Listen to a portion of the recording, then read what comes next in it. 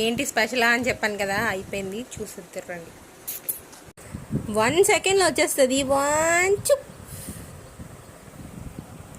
ఏంటిది చూసారా? కుక్కర్లో పులిహోర చేశాను అనుకుంటున్నారా? లేదు, పులిహోర చేసిన తర్వాత కుక్కర్లో వేసాం. ఇదేం కర్రీ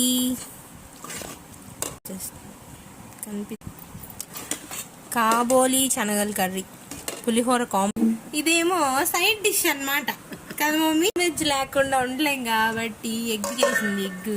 ఎగ్ ఫ్రై అంట, వెరైటీగా ఉంది. ఎగ్ ఫ్రై బాగుంది.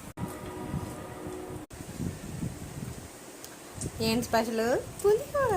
అంత ఎక్స్ప్రెషన్ ఇవ్వను, ఎందుకంటే నాకు పులిహోర నచ్చదు. యాక్చువల్గా మనం బిర్యానీ ఫ్యాన్స్ అనమాట. మా పిన్ని కోపంగా వస్తుంది పులిహోర నచ్చదని.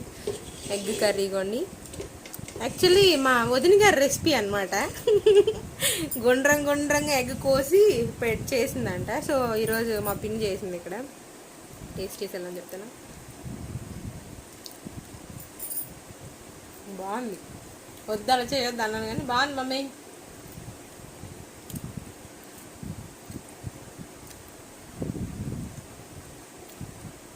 పులిహోర కూడా బాగుంది కానీ నీట్ కాదు. క్రెడిట్ అంత మమ్మీ బాగా చేసింది కాబట్టి. కాబోలి శనగల కర్రీ దీనికి కాంబినేషన్. పొటాటో కర్రీ బాగుంటుంది కానీ కాబోలి శనగలు చేసాం వెరైటీగా ఉండాలని చెప్పి. బాగుంది.